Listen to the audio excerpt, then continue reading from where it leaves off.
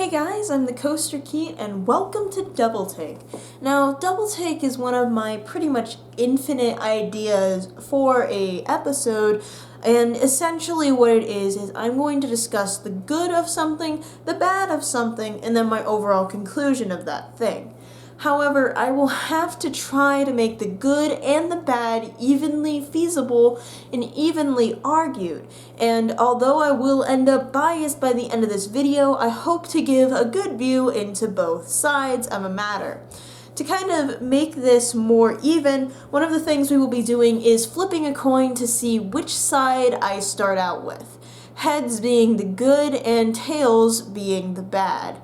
And so, for this episode, you're just gonna have to trust me that this coin comes up good. Because today, we're talking about trust. So, the ceremonial coin flip, got tails. Alright, so, the bad of trust. There are so many people online that will tell you how horrible it is to trust someone, to have your heart wrenched from your chest as you just cry out in anguish because you tried so hard to make something work, but they just broke all of your trust. They went off with someone else, and now you're all alone because you trusted them. If only you hadn't trusted them, you would have been fine. You would have been safe. You wouldn't have given them your heart on a silver platter, and everything would be good.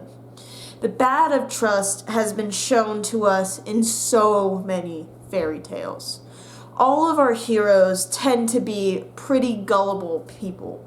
People that, when presented an apple, don't first think, maybe the person that gave me this apple is a little bit sketchy. I maybe shouldn't eat this, like a normal person would, and instead blindly takes the apple and is put into an eternal slumber, as you do in Sleeping Beauty. You also have the examples of trust where a hero trusts a villain to turn good, or a hero trusts this or that or the other thing, and then they ultimately get turned on as the clearly evil or the clearly bad thing that they thought surely had to be good, and the audience was screaming at them for believing that, inevitably turned out to be bad, just as we expected. You kind of see this in things like Frozen, where you have the character that Anna is kind of flirting with through the entire time, and you look at it and you're like, that guy seems a little bit weird, the way he acts seems a bit odd, and eventually he goes all evil, like maniacal laughter in the corner, and Anna's like, oh no, and we're like, how did you not see this coming? And this happens extremely often, and it does happen extremely often in our real life. As I mentioned, this often happens with love, this often happens with group projects. It can be a huge letdown when you give someone a part of a project to do, and then they just end up giving it back to you not done, they didn't even write their freaking name yet, and they're like, sorry, I know there's only 5 minutes left until class, but could you just do this for me? It's the most frustrating thing ever.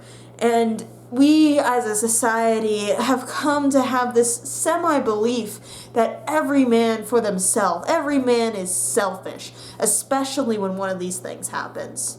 If someone decides not to do their part of the project, it's because humans and men are just, they're by their very nature selfish. That's who they are, that's what they are, that's human nature, and it's only through society that we can accomplish real trust, because it's only through society that selflessness can be taken away. Now let's go ahead and move on to the good. So why should you trust someone if it's as bad as I just explained? Well, relationships are built on it. And yes, this is cliche, but you cannot have a relationship with someone, whether it be romantic or literally just to be someone's friend, without trust. If you're constantly checking behind your friend's back to make sure that they don't have a dagger to stab into you, you cannot be friends with that person. Or if you do, you're just going to be so extremely paranoid that it's going to hurt the relationship extremely and just make it completely unfeasible and unreasonable to continue. Additionally, trust is extremely important in modern day society when it comes to delegation. You wouldn't be able to finish that super long project if you didn't delegate different people to do different things. And this requires so much trust, because you have to know that there is that possibility that they just decide not to do the project, or worse, they're just unable to do the project because something comes up and then you can't even blame it on them. And then you are left picking up the slack. It is a leap of faith to trust someone, something that is extremely difficult but can yield such great results and is done extremely often without you even thinking it. Technically speaking, whenever you use a computer to help do something, you are trusting the computer to do it well. You're trusting the programmer of your calculator that when they programmed the derivative function, that they didn't just make it like multiply by 1.73 and then just call it a day. You are trusting technology on a daily basis, and you're not even considering it, because instead of there being a brain, there's a hard drive. So as you can see, trust can make it so that you don't have to do all of that math by hand. It can make it so that you don't have to complete that entire project solely on your initiative. It can make it so that there's a whole team that surrounds you. And it can make it so that you can all be stronger together. Additionally, whenever you go to a class or you listen to a teacher or a lecturer or me or whatever, you are in some capacity trusting whoever is lecturing at you to be giving you correct information. And if they don't, then they have personally failed you, but they have also betrayed your trust in a way. And this happens, and you can hear the connection between this and trust when someone says something like, "Oh man, my teacher just did not prepare me for that exam."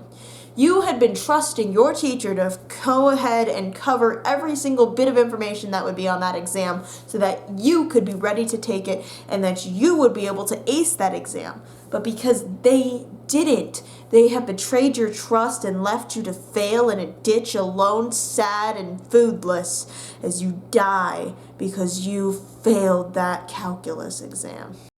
So, given the two sides of trust, which one would I choose? Which one of these extremes, the always trusting or the always distrusting? And I'm going to do one of those things that a lot of YouTubers and lecturers and people like to do, and I'm going to say, I'm not going to take either of those extremes. I just broke your trust right there. I am going to propose an alternative solution. And this, of course, is the solution that most people take. And it's educated trust. It's doing your research first and knowing who someone is, at least getting to know them first before you go ahead and give them your entire life in just 2 seconds. For teachers, this means looking them up on websites if you're in college and can do that, or if you're in high school, elementary, junior high, etc. That essentially means talking to your upperclassmen and being like, hey, is this teacher good or not? And then if they're not, then you have to find some other solution, which is easy in college and less easy in all of those classes, all of those age groups. And so there are ways to find and educate your trust of someone. Another way to educate your trust of just like a human being who you want to get to know is to either talk to people, which means you're now trusting those people's opinions of people. So if you don't like that extra step of trust that requires, then what you can do is you can just, spend time with the person.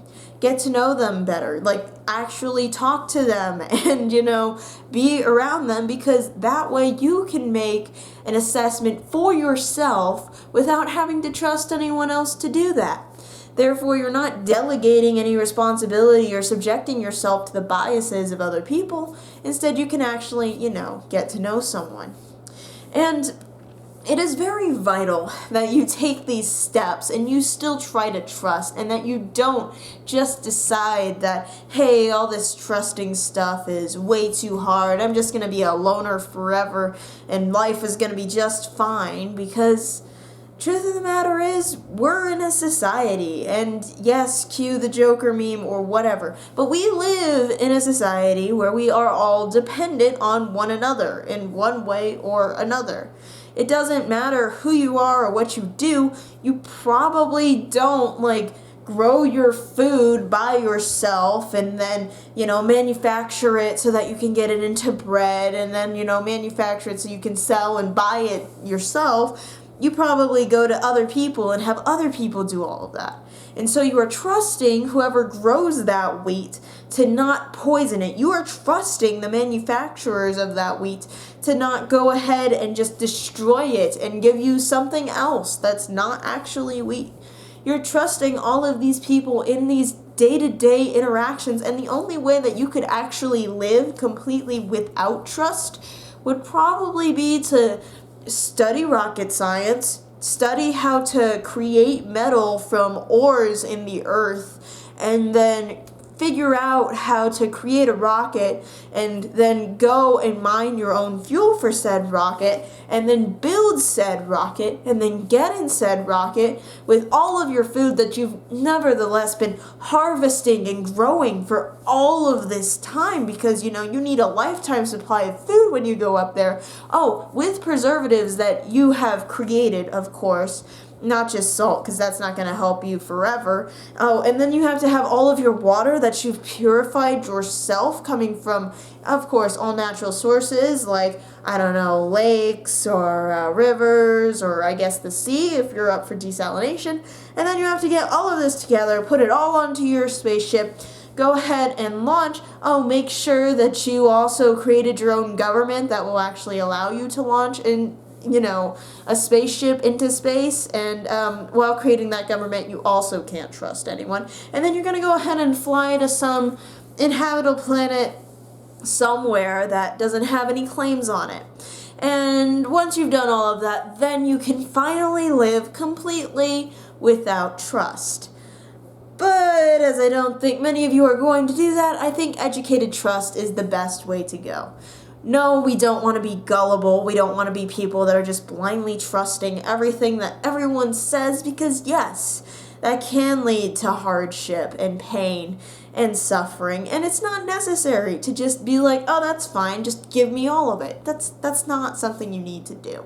By taking a few minutes and just educating yourself or taking a few days, weeks, or months to just go ahead and be around a person or to figure out who people are and whether or not you want to trust them, you can go ahead and get rid of a majority, I'd say about 95% of the downsides of trusting people and start to reap those benefits that really can not only change your life, but help you to change the lives of all those around you. Anyways, I've been the Coaster Keat. I hope that you guys soar high and enjoy your ride of life. Bye.